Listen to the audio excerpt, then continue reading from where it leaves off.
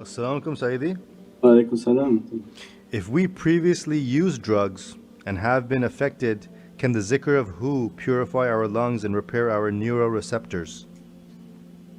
Yeah, any practices that you do, Allah knows where people are coming from, so they can't despair from Allah's mercy and rahmah.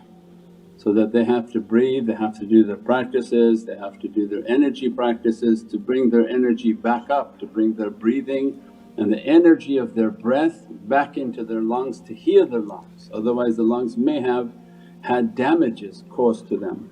And again, as you get old, because things that you do even with the body, you're young and you're careless, you keep doing sports that are careless, you break your head, break your arm, break your legs. What happens when you're 50? Everything you now not functioning.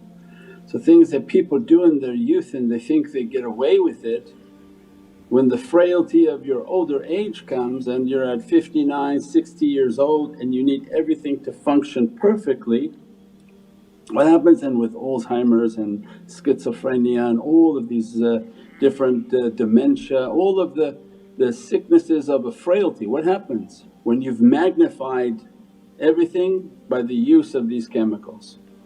So that's all the shaitan is hoping for, is that people in their youthful ignorance they do things thinking they're never going to grow older. But as soon as they become 50, 60 years old, the brain's not functioning the same anymore. And if you damaged it with all of these things, then this becomes an opportunity of difficulty.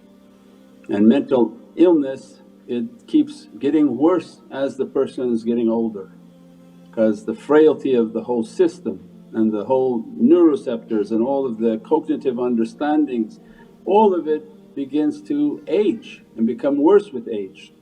So yes, we have to pray and ask that Allah heal us and do our practices, do our energy practices, make sure the heart is extremely strong with spiritual practices and energies to compensate for the damages that were done, inshaAllah.